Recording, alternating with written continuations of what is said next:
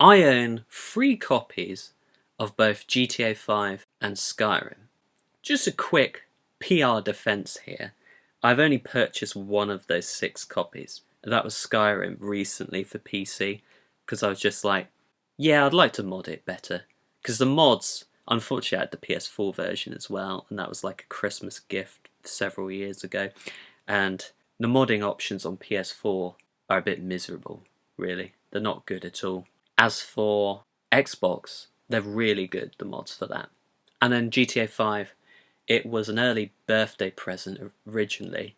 It came with the console, because I had a choice of FIFA, a JRPG which I have no idea what it is, and I don't like JRPGs, another controversial opinion I own, and I got it gifted again as a early birthday present on PC like a few years ago. But I mean, it's still several copies of the same game, and like I can imagine, it's not really a rare thing having multiple copies of a game at this point. And that's why, instead of making new games in those franchises, the publishers have continued to re-release these games on multiple console generations, because it's guaranteed money for less effort from people like me, the cautious gamer. Better to play something you know that you like than to pay full price for an unfinished game. Think about how often games have a terrible release. You wait years for it. You're so excited. It comes to release day, it is a completely broken mess. And it just seems to be getting more and more frequent. For me, I just think about everyone who spent like 7 years waiting for Cyberpunk 2077, and when they bought it on PS4 or Xbox One, it was just unplayable and it was miserable, because like they didn't really have any way of knowing how bad it was going to be, because CD Projekt Red like had a review embargo on, and the only versions they'd let you review were the versions that were much better and ran better, so like on PC and so on. You know, so they did a classic video game thing of not being transparent, and people paid for it, and it was just a massive like clusterfuck, for want of a better word. Remasters are at their best when you couldn't play the games originally because you didn't have the console, like me with the Uncharted games, because I never had a PS3. I had 2 Xbox 360s that broke, so I kind of wish I did have a PS3. You'll have to let me know, PS3 owners, because I know both consoles had quite a risky launch in the beginning, like with the red ring thing with Xbox. I never actually had that. I had 3 red rings once, then I unplugged it and plugged it in and it worked fine. What happened to my first one, I had the really fancy schmancy one that I think released in 2007, the Xbox 360 Elite, the 250GB version, which back then was a lot of storage, but back now it's basically 2 Call of Duty games filling that one space up there, because for some reason Activision don't know how to compress games. And then the second one, it was like after maybe 3 or 4 years, the disc tray just wouldn't open properly. I couldn't play any disc games, and the only game I had, and this is another controversial opinion, was Minecraft. And I don't like Minecraft. There, I said it. Feel free to flame me in the comments, but hear me out for a second. I'm going to defend the honour.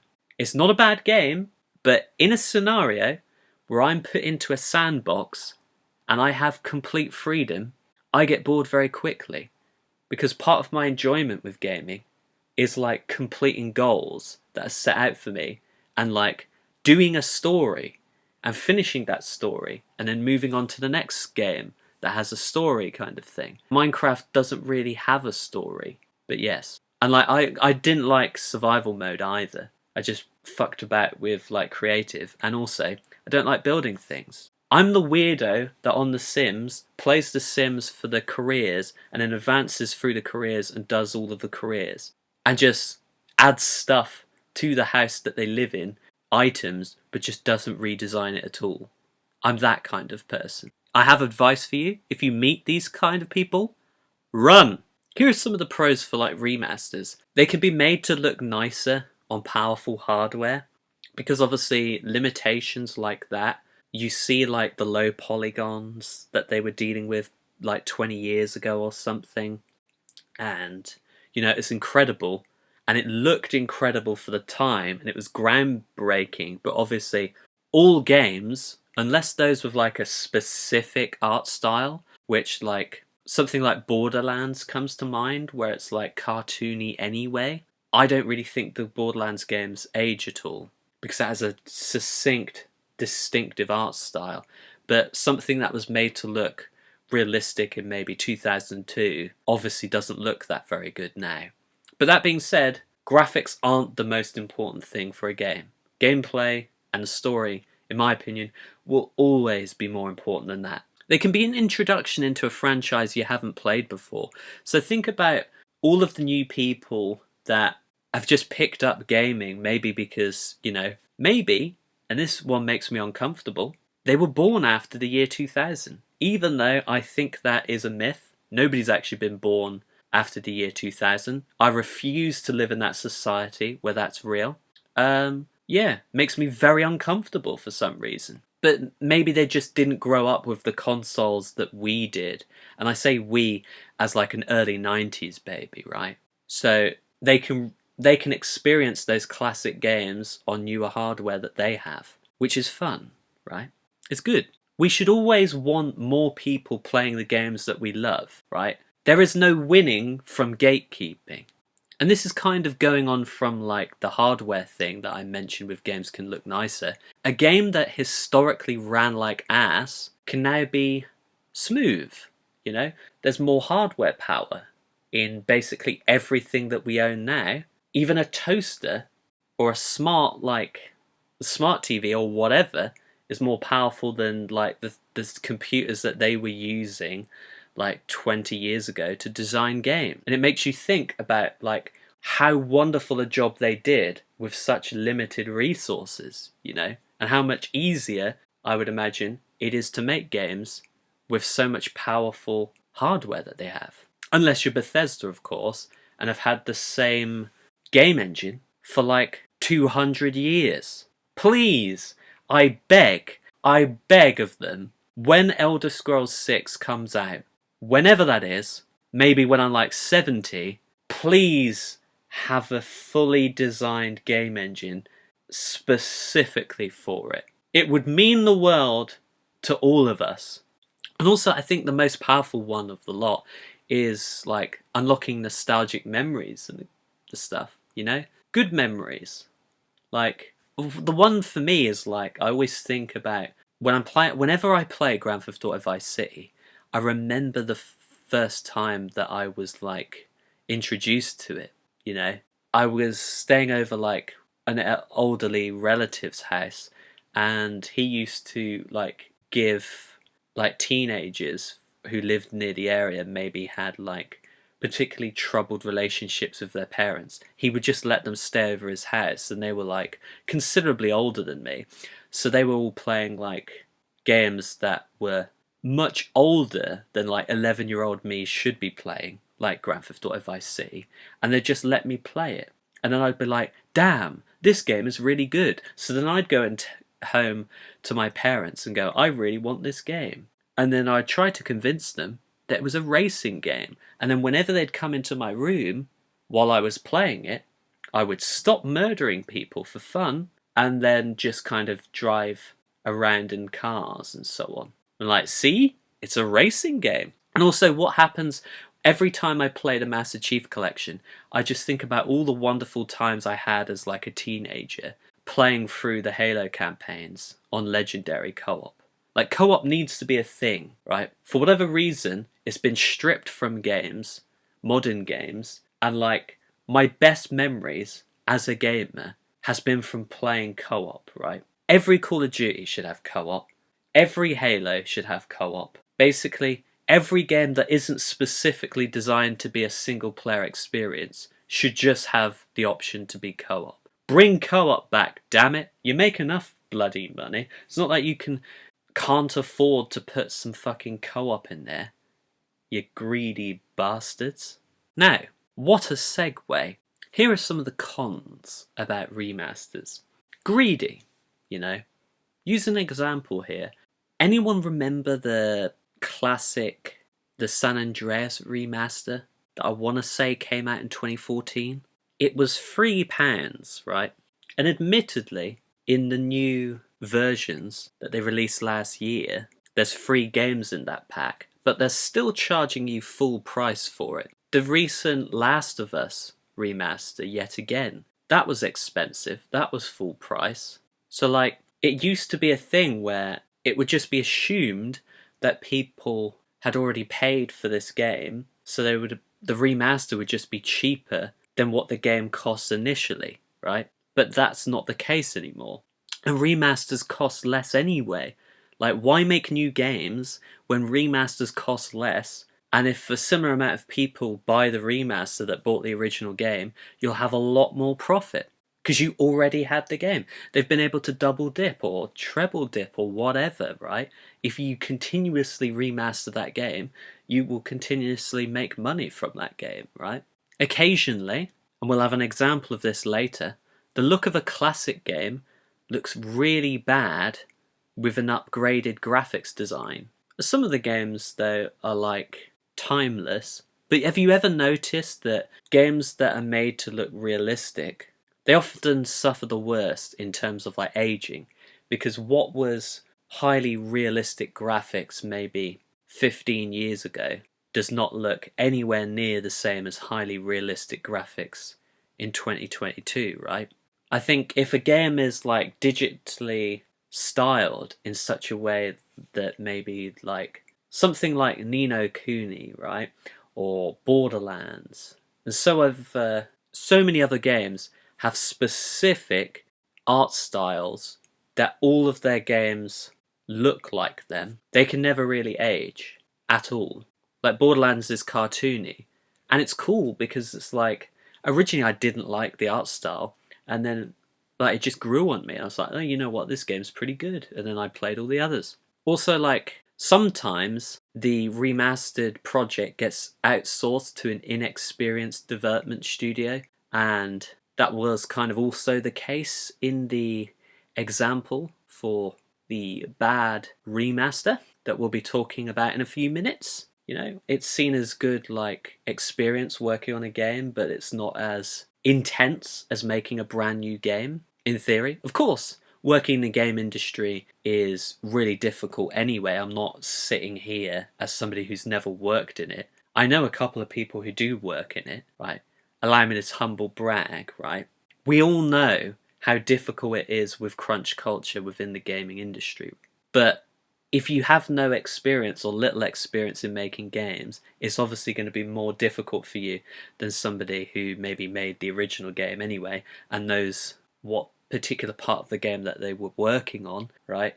They know it in and out. Or at least, if they've forgotten or whatever, they can have a bit of a refresher and then they would immediately know what they're doing and just be picking up where they left off, basically, and improving it. Now, feel free to leave your examples of good and bad remasters, because I always love having a chat in the comments about stuff regarding my videos. It's the best part of like making videos, really, just discussing, you know, our love of games and so on. An example of a good remaster, Halo 2 Anniversary. Now I am going out on a limb here. I'm going to say it is, in terms of remasters anyway, it is the biggest upgrade in terms of graphical fidelity I've ever seen from the original game to the Anniversary Edition. It looks absolutely gorgeous. It came out in 2014, right? And you'd be mistaken if you thought it came out this year. Like, it is that good still. It's going to be so many years before that game even begins to look like it's aged at all. The cutscenes are absolutely gorgeous. The level of detail in the level designs are amazing. When you're fighting on High Charity, there is so much more detail off in the distance. You could literally find yourself, like, instead of killing the Covenant, you literally could find yourself lost looking into the distance, just kind of looking at it in awe, right?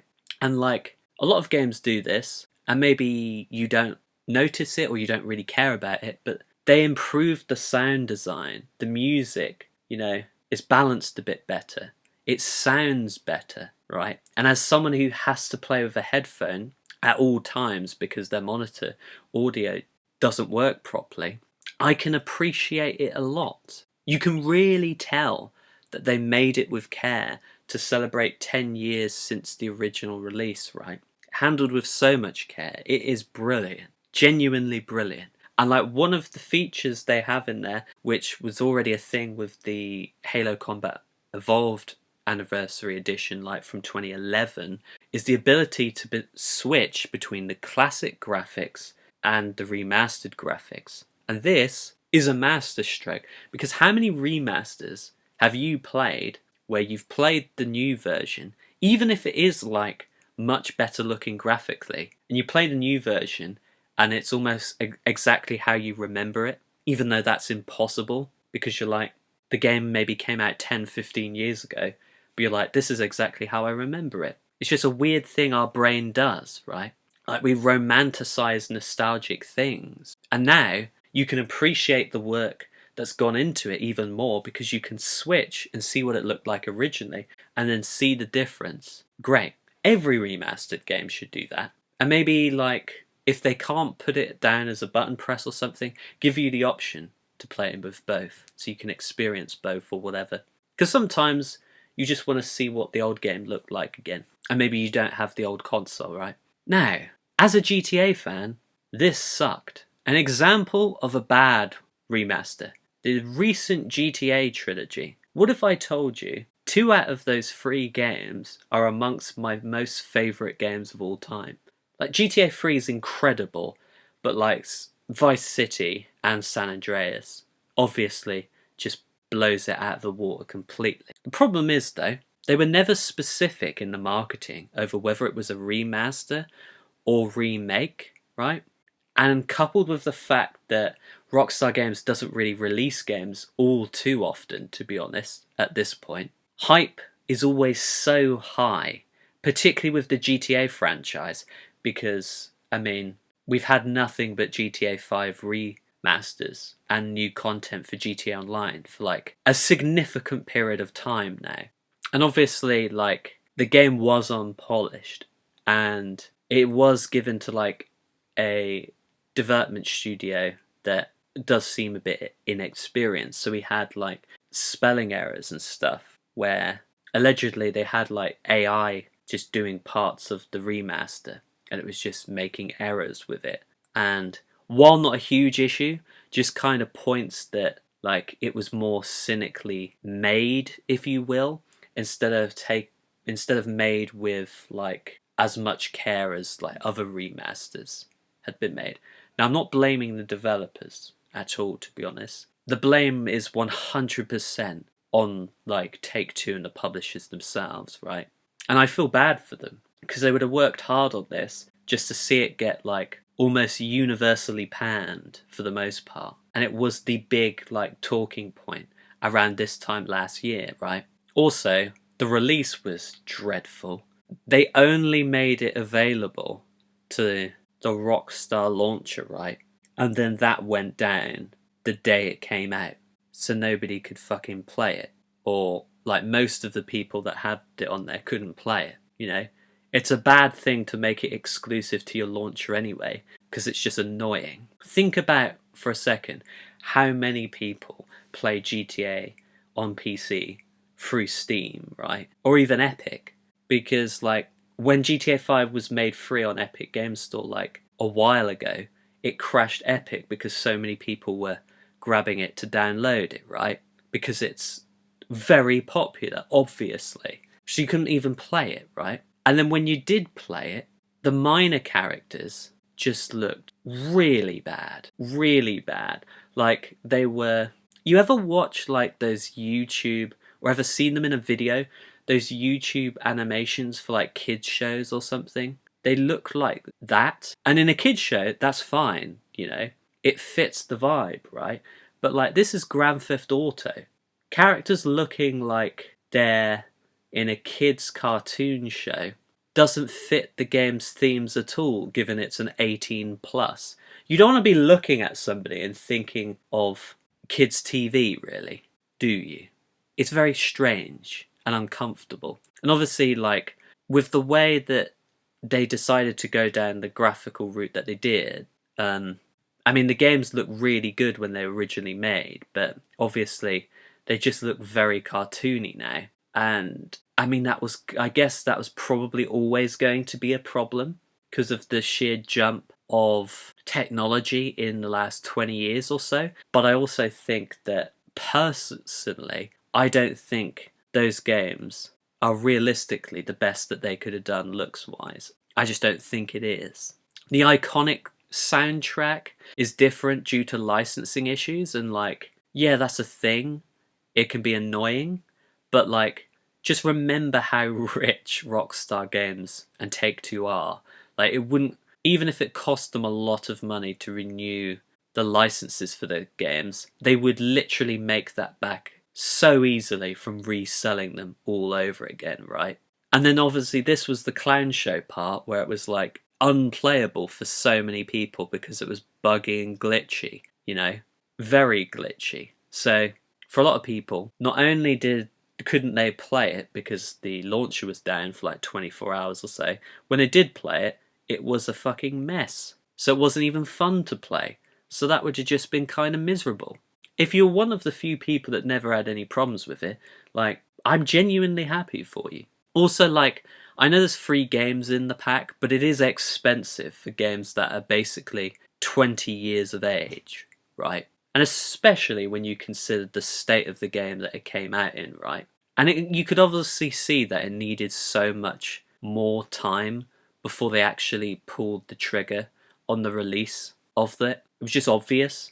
Do you think the gaming industry focused too much on remasters these days? Like, the examples I used in the beginning are extreme, but like, The Last of Us has 3 different versions for the last 3 PlayStation generations. So it's a fairly common thing to focus on within the industry. And we all know the most important thing for these companies is their profit margin. 9 years now since a GTA game has been released. Admittedly, it's not solely down to remastering the game 3 times. The success of GTA Online is a huge factor. I'm not naive.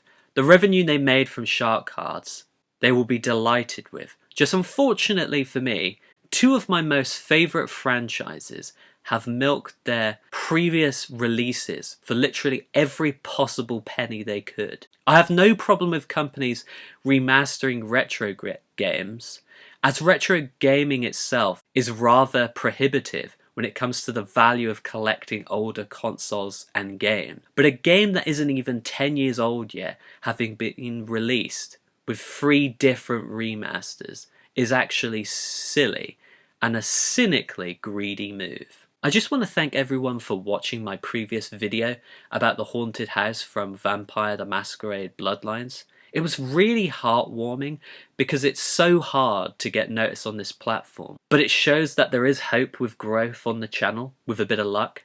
If you're new to the channel, hello there, and I really hope you stick around. Uploads are rather erratic as I have the upload schedule of a video essayist. Oops.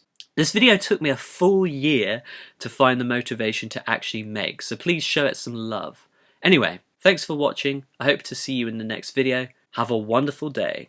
Tatty bye.